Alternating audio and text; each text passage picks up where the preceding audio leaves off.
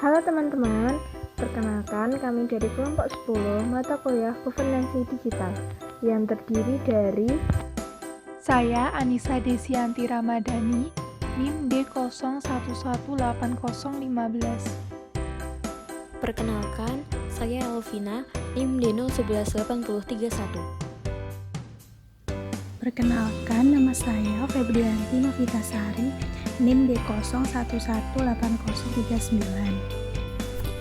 Perkenalkan, nama saya Fitrah Lilia Balkis, NIM D011841. saya Vivi Silvania, NIM D01181107. Perkenalkan, nama saya Pascuala Noronya Martinez, NIM D01181115. Di sini kami akan memaparkan rancangan aplikasi yang akan kami buat. Aplikasi ini kami beri nama Tumbasen. Dengan adanya aplikasi ini, kami harap dapat menghidupkan kembali perekonomian pedagang kecil yang terkena dampak dari COVID-19, khususnya di Kota Solo.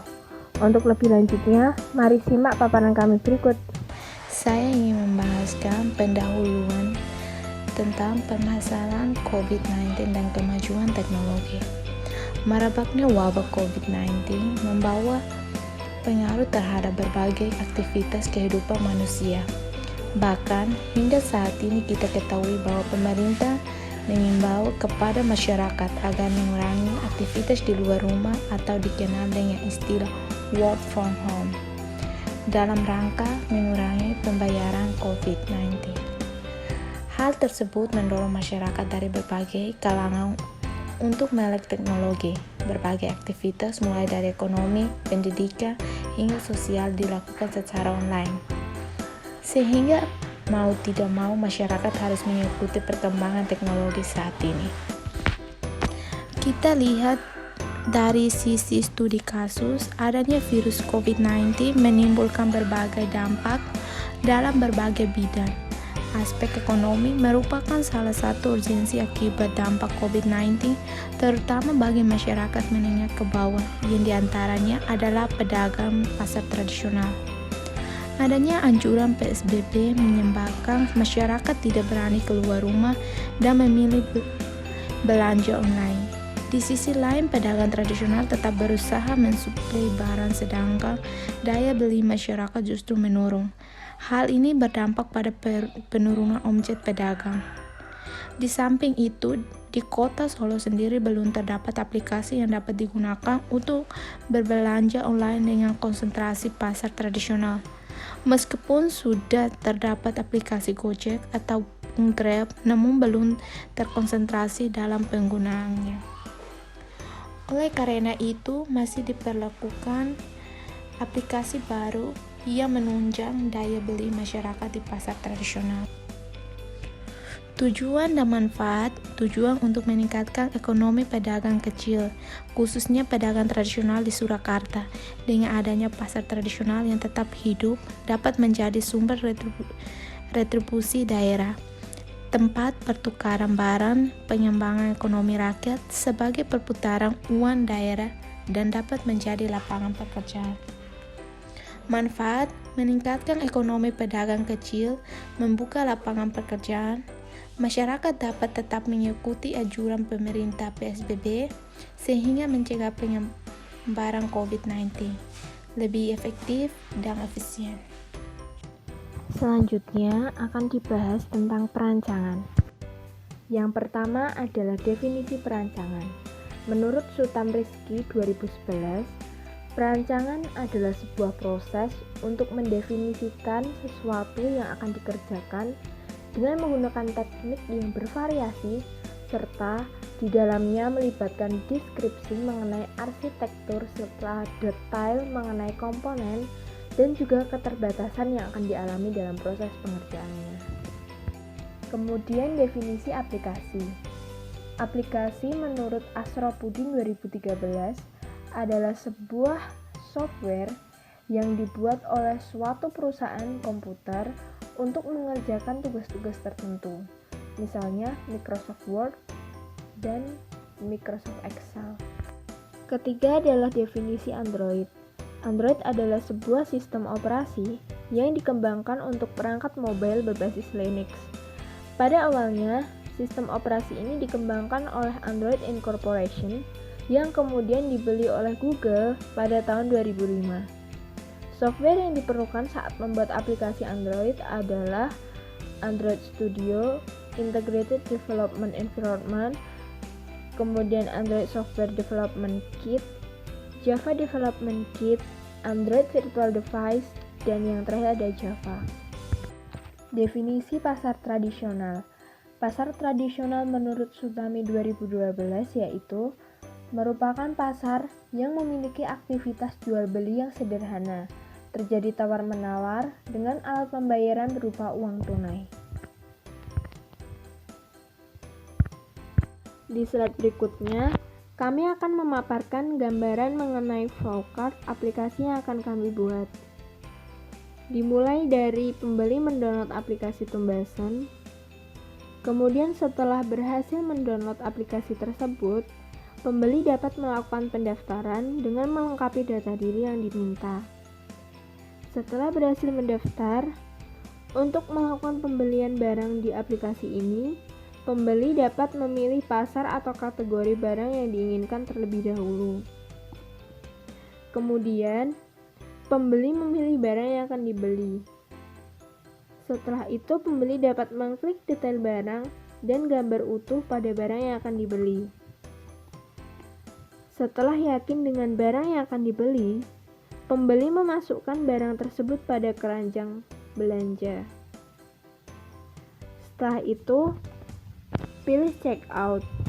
Namun, pada pilihan checkout, pembeli diberi pilihan untuk melanjutkan transaksi atau membeli barang kembali. Apabila pembeli ingin membeli barang kembali, maka pembeli dapat mengulangi langkah membeli barang pada memasukkan ke keranjang. Dan apabila pembeli akan melanjutkan transaksi dan telah yakin dengan barang yang akan dibeli, pembeli dapat mengisikan alamat tujuan. Setelah selesai menuliskan alamat tujuan pengiriman, kemudian pembeli memilih metode pembayaran. Setelah itu, pembeli memilih tombol order, dan penjual pun akan diberi notifikasi untuk mengemas barang dan untuk mengirimkan barang tersebut ke alamat tujuan, dan barang pun sampai. Metode yang pertama yaitu perancangan sistem. Di perencanaan ini menyangkut estimasi dari kebutuhan-kebutuhan data dalam pembuatan program yang dibutuhkan. Menurut Kristanto sendiri dalam Islamnya 2016 mengatakan bahwa perancangan sistem adalah suatu fase di mana diperlukan suatu keahlian perancangan untuk elemen-elemen komputer yang akan menggunakan sistem, yaitu seperti pemilihan peralatan dan program komputer untuk sistem yang baru. Kemudian yang kedua yaitu analisa sistem.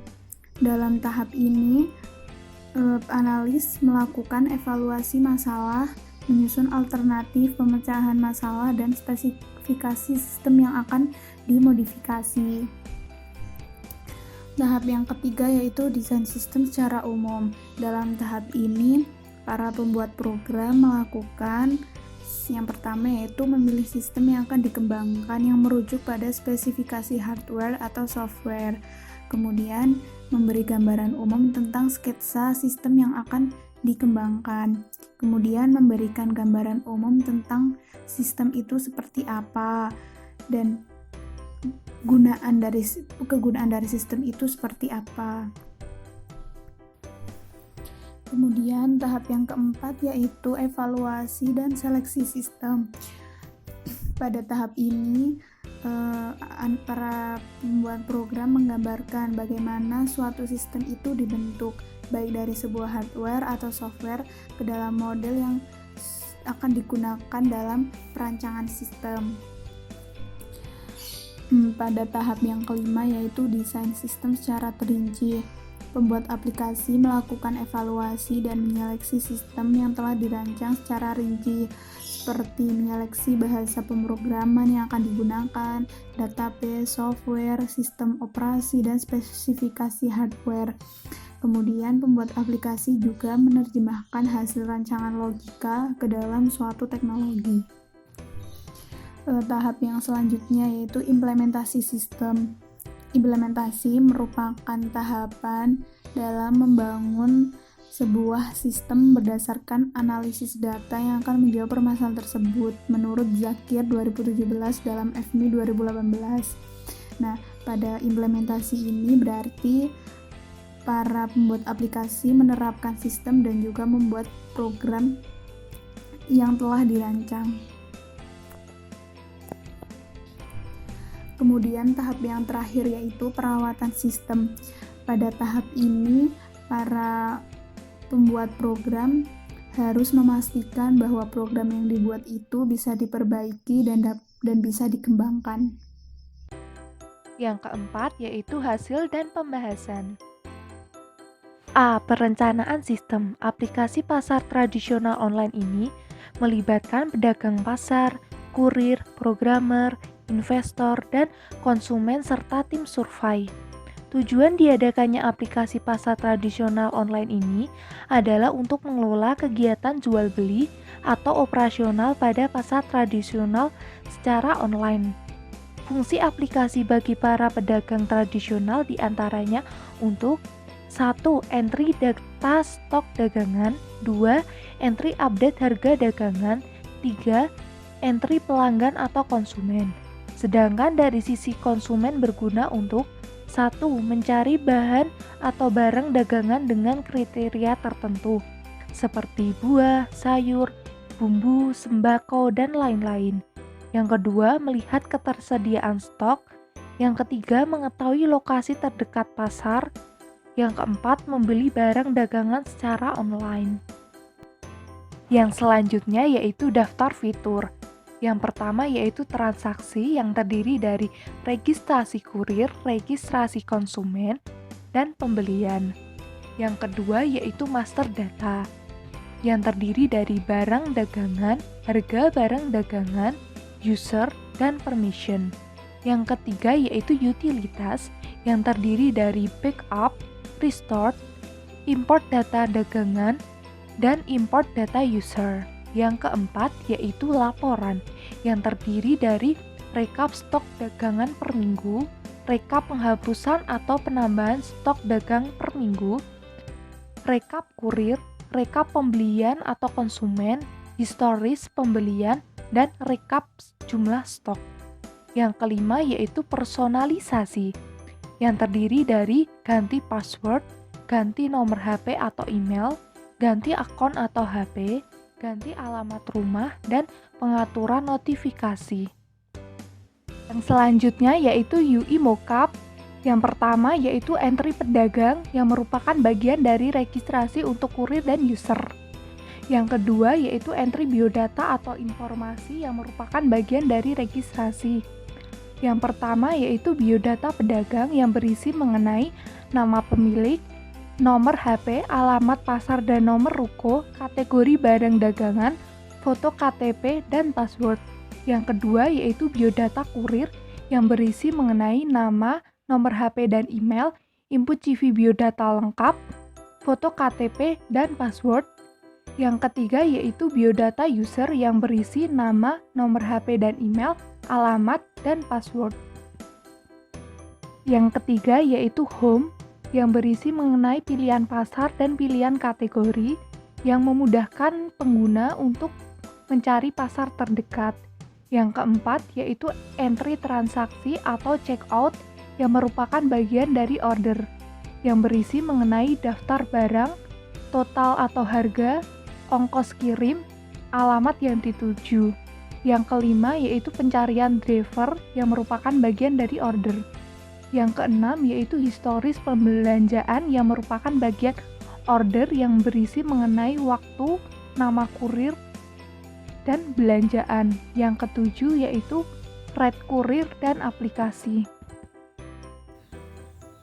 Di sini saya akan menjelaskan mengenai aplikasi pasar tradisional online jika dilihat dari perancangan sistem melalui use case diagram, sequence diagram, dan class diagram. Yang pertama adalah use case diagram. Use case diagram mendeskripsikan sebuah interaksi antara satu atau lebih aktor dengan sistem yang akan dibuat. Diagram use case digunakan untuk mengetahui fungsi apa saja yang ada di dalam sebuah sistem dan siapa saja yang berhak menggunakan fungsi-fungsi tersebut. Yang kedua adalah sequence diagram. Diagram ini menggambarkan kolaborasi dinamis antara sejumlah objek. Kegunaannya adalah untuk menunjukkan rangkaian pesan yang dikirim antara objek juga interaksi antar objek. Sesuatu yang terjadi pada titik tertentu dalam sebuah eksekusi sistem. Yang ketiga adalah class diagram. Class diagram adalah model statis yang menggambarkan struktur dan deskripsi kelas serta hubungannya antar kelas. Kelas terdiri dari nama kelas, atribut, dan operasi atau metode. Class diagram merupakan alur jalannya database pada sebuah sistem. Berikutnya, di sini saya akan membahas mengenai use case diagram dari aplikasi pasar tradisional online yang kami beri nama Tumbasen. Di sini terdapat 4 aktor yang terlibat, yakni konsumen yang berupa non-member dan juga member, kemudian admin, dan juga supplier. Bagi konsumen non-member, dia dapat melakukan aktivitas untuk melihat barang dan juga melakukan registrasi, sehingga kemudian dia akan mengubah status menjadi member. Sedangkan bagi konsumen yang sudah menjadi member dapat melakukan aktivitas berupa pesan barang, kemudian login, dan juga melakukan pembayaran. Sedangkan admin dapat melakukan beberapa aktivitas untuk melihat barang, menambahkan produk, mengedit produk, dan juga menghapus produk. Sedangkan supplier dapat melakukan aktivitas untuk melakukan pengiriman barang. Selain itu, admin juga dapat melakukan update stok barang melalui proses login, di mana untuk menuju proses login ini termasuk proses include. Artinya, proses tersebut membutuhkan proses yang lain untuk menuju use case yang dituju. Selanjutnya adalah pembayaran. Pembayaran dapat dilakukan dengan 2 cara, yakni e-wallet dan juga COD. Proses pembayaran melalui e-wallet ini termasuk proses extend, yang artinya untuk menuju use case yang dituju tidak perlu melewati sebuah proses yang lain. Use case tersebut dapat berdiri sendiri. Yang berikutnya adalah sequence diagram untuk melakukan update produk dari aplikasi Tumbasen. Di sini, admin melakukan aktivitas untuk memasukkan username dan juga password. Yang kemudian, ia dapat melakukan login. Jika ini dinilai valid, maka langsung masuk ke dalam halaman admin dan dapat melakukan aktivitas untuk menambahkan produk yang kemudian akan masuk ke dalam database dari produk tersebut. Kemudian, sequence diagram dari pembelian produk melalui aplikasi Tumbasen. Di sini, member harus memasukkan username dan juga password untuk dapat melakukan aktivitas login. Jika ini valid, maka member dapat langsung memilih produk yang akan dibeli, kemudian dapat melakukan aktivitas order, dan memilih metode pembayaran melalui e-wallet atau COD, kemudian barang akan dikirim. Yang selanjutnya adalah sequence diagram untuk menghapus produk. Di sini admin harus memasukkan username atau password untuk melakukan login, kemudian akan masuk ke halaman admin untuk memilih produk yang akan dihapus, kemudian admin dapat langsung menghapus produk yang ingin dihapus.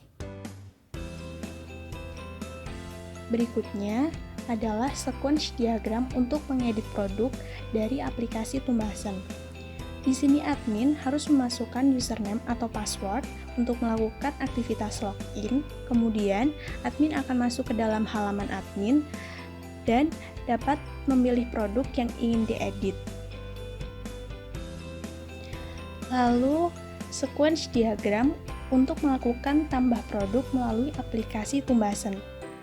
Di sini admin juga harus memasukkan username atau password untuk melakukan aktivitas login, kemudian akan masuk ke halaman admin dan bisa menambahkan produk yang ingin ditambahkan, kemudian akan dibawa ke database dari produk. Yang terakhir adalah kelas diagram mengenai pasar tradisional online yang kami beri nama Tumbasan. Di sini terdapat kelas yang disebut produk, kemudian sistem, admin, member, dan juga pembayaran. Di dalam kelas produk terdapat atribut sayur, buah, daging, bumbu, sembako, dan lain-lain. Sedangkan operasi atau metode yang bisa dilakukan adalah input, edit, dan juga hapus. Kemudian dari kelas produk diasosiasikan berarah ke dalam sistem yang di dalamnya terdapat atribut login dan dapat dioperasikan dengan menu display dan juga login display. Produk juga diasosiasikan berarah ke dalam kelas admin yang mana di dalamnya terdapat atribut username, password, dan juga dapat dioperasikan dengan login, input, hapus, edit, save, dan juga logout. Kemudian terdapat kelas member yang di dalamnya terdapat ID member, ID nama, ID username, dan juga ID password yang dapat dioperasikan dengan input, edit, dan juga hapus. Selanjutnya ada kelas pembayaran yang mana terdapat atribut nomor pembayaran dan juga waktu pembayaran dengan operasi input. Pembayaran dapat dilakukan dengan dua metode, yaitu e-wallet dan juga COD. Adanya relasi asosiasi berarah dalam kelas diagram ini menunjukkan bahwa relasi antar kelas tersebut dapat dimaknai bahwa kelas yang satu digunakan oleh kelas yang lain. Selanjutnya, terdapat desain input. Desain input merupakan bentuk rancangan awal dari aplikasi. Pada tahap pertama, yaitu pada tahap pendaftaran. Di tahap pendaftaran ini dibagi menjadi 3 bagian, yaitu pedagang, kurir, dan pelanggan. Baik pedagang, kurir, maupun pelanggan diwajibkan untuk mengisi identitas yang terdiri dari nama, nomor HP, dan password. Setelah menyelesaikan pendaftaran, pelanggan akan diarahkan pada menu tab Home. Pada menu tab Home akan menampilkan daftar pasar dan juga kategori barang. Selain itu, di sini juga terdapat fitur My Money atau saldo untuk pembayaran non-cash. Setelah memilih barang, pelanggan diarahkan pada menu transaksi. Di menu transaksi akan menampilkan peta, daftar belanjaan beserta total belanjaan dan ongkos kirim, serta pencarian driver beserta identitasnya. Setelah menyelesaikan transaksi dan pengiriman barang, pelanggan akan langsung diarahkan pada menu Red Driver dan Market. Di sini, pelanggan dapat menilai driver maupun pasar yang ditujukan. Selain itu, terdapat fitur akun. Di fitur akun berisi identitas dari pelanggan itu sendiri, kemudian ada menu bantuan, menu general, dan menu personalization yang digunakan untuk reset password dan reset akun. Selanjutnya, terdapat desain output. Desain output merupakan tahap penyempurnaan dari desain input. Langkah pertama yaitu register, di mana diawali dari mulai aplikasi dibuka, kemudian terdapat daftar tumbasan yaitu pedagang, kurir, maupun pelanggan, yang kemudian mereka akan diarahkan untuk mengisi identitas diri berupa nama, email, kata sandi, jenis kelamin, dan nomor HP. Apabila sudah, pedagang kemudian akan didatangkan oleh tim survei yang akan mensurvei kios mereka. Kemudian apabila kurir, akan diberikan informasi lanjutan untuk tahap wawancara oleh perusahaan. Kemudian pelanggan akan diarahkan untuk ke home aplikasi. Setelah menyelesaikan pendaftaran, pelanggan akan diarahkan pada menu tab home. Pada menu tab home akan menampilkan daftar pasar dari yang terdekat lokasi pelanggan. Selain itu, juga menampilkan kategori barang. Setelah menginput barang, pelanggan akan diarahkan pada menu transaksi. Di sini, pelanggan dapat melanjutkan pembayaran dan pencarian driver. Namun, selain itu, pelanggan juga dapat membatalkan pesanannya. Setelah itu, driver akan memproses pesanan hingga mengantar barang ke alamat pelanggan. Selanjutnya, pelanggan dapat memberi rating untuk aplikasi maupun driver dan pasar. Selain itu, juga terdapat menu akun yang digunakan sebagai identitas pelanggan dan juga menu untuk ganti akun atau password. Demikian presentasi kami tentang aplikasi yang akan kami buat untuk membantu pedagang kecil yang terkena dampak COVID-19. Semoga bermanfaat. Terima kasih. Wassalamualaikum warahmatullahi wabarakatuh.